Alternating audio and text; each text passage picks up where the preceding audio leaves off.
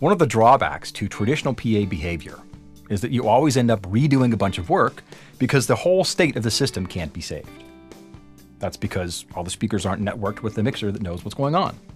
So if you're a touring band and you play the same club every month and you can't save the state of your system, you're always going to be reinventing the wheel every time you come back.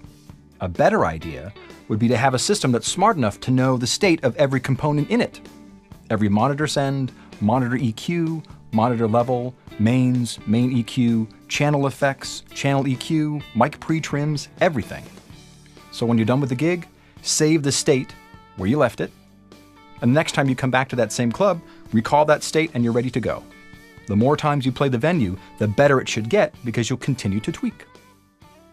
All right, so you've done all the hard stuff. You've got the EQs where you want them, you've got your effects levels where you want them, the monitor levels are good. It's time to save your work so you can recall it later. So the M20d actually has two sets of files to help you do that. We have what's called setups and we have scenes. A setup file is simply the hardware setup of the console. It determines where channels are connected and it determines which DSP algorithms are in use on those channel strips. A scene file is simply a different set of parameters or settings based upon the same setup. So different songs by the same band would be under the scene files, and different setups for different bands would be under the setup files. So let me show you how that works. So if you hit the setup window, which is where I am right now, you can see I've got a jazz band. So I've got an archtop guitar, drums, piano, and upright bass set up on stage. If I want to change that to a hard rock quartet, I can simply go to the setups menu on the upper left-hand corner, and now you can see which setups I have loaded in the console at the moment.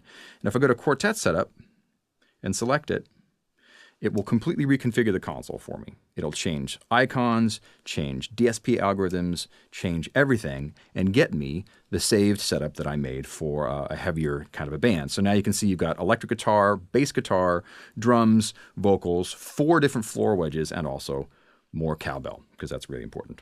And you can also tell right now that the drums are muted because it's a ballad for this setup. If you want to go to a different scene, you can go to the Perform page. Now you can see my mute buttons, so I've got the drums muted, and also I've got them grouped, so the drums are all grouped to one fader so that I can raise and lower all 5 drum channels with one fader, which is nice. And they're muted right now because it's a ballad, so if I want to basically change to a different song, I hit the Scenes button, which is in the same place. And now you can see that I have 2 songs loaded. I have Shocker and Stomachache.